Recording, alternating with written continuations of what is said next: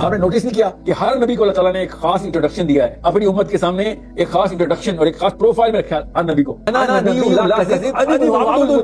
یہ کیا شعر ہے؟ یہ شعر سنیں کیا ہے؟ انا نبی لا کذب انی ابن عبد المطلب. اس دو مصروں کا آپس میں تعلق کیا ہے کہ میں جھوٹا نبی نہیں ہوں، میں عبد المطلب کا بیٹا ہوں. عبد المطلب کوئی نبی تو نہیں ہے، نبی تو محمد مصطفیٰ صلی اللہ علیہ وسلم ہے نا. انی ابن عبد المطلب یہاں پہ کیوں کہہ رہے ہیں اللہ تعالیٰ کے نبی صلی اللہ علیہ وسلم، وہ بھی حنین کے ٹائم پہ. یہ حنین کا غزوہ چل رہا ہے کہ بھائی میں جس خاندان سے ہوں، نہ میرا باپ نہ میرا دادا تم سے کبھی ڈرا ہے. میرا دادا تم سے سپیریئر تھا، تم میرے دادے کے پیروں میں رہتے تھے ہر وقت. نہ میرا باپ تم سے کبھی انفیریئر رہا ہے، تو تم سمجھو میں تم سے ڈر جاؤں گا. تم لوکل چودھری آ گئے ہو، تم مجھے انٹیمیڈیٹ کرو گے. ناٹ گonna happen. ہائر سائیکولوجیکل ڈسپوزیشن کے اوپر سے لوور سائیکولوجیکل ڈسپوزیشن کو ایسے ایڈریس کیا جاتا ہے. یہ لوگ لوور سائیکولوجیکل ڈسپوزیشن کے. اسی لیے میں کہتا ہوں جب تک میرا اور آپ کا بیٹا مسجد کے خطبے نہیں شروع کرے گا کیسے میں پھر بتا دوں تو پھر انہی لوگوں نے دینے اور پھر لوور سائیکولوجیکل ڈسپوزیشن پوری قوم میں ریڈیٹ کرتی رہے گی.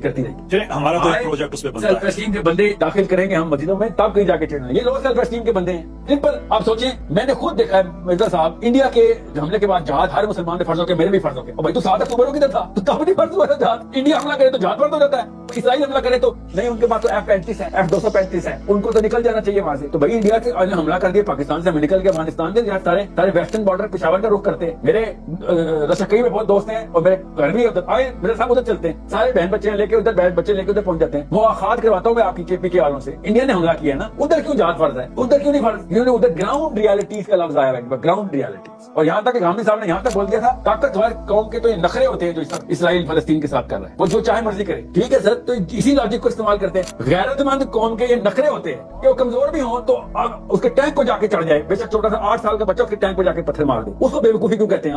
غیرت مند لوگوں کے کچھ اور نخرے ہوتے ہیں، ان لوگوں کو یہ بتاتا ہوتا ہوں میں. اور بے غیرت لوگوں کے کچھ اور نخرے ہوتے ہیں، کوئی اور لاجک ہوتے ہیں. دس از عمر الخطاب نے کہا تھا نا کہ اگر مدینے کی چونٹیاں بھی میرے ساتھ آئی نا اور کچھ بھی نہ آیا تب بھی میں آؤں گا حملہ کرنے. غیرت مند بندہ ایسے بات کرتا ہے، اس کے لاجک کی ڈیفینیشن کچھ اور ہوتی ہے، ان کے لاجک کی ڈیفینیشن کچھ اور ہوتی ہے.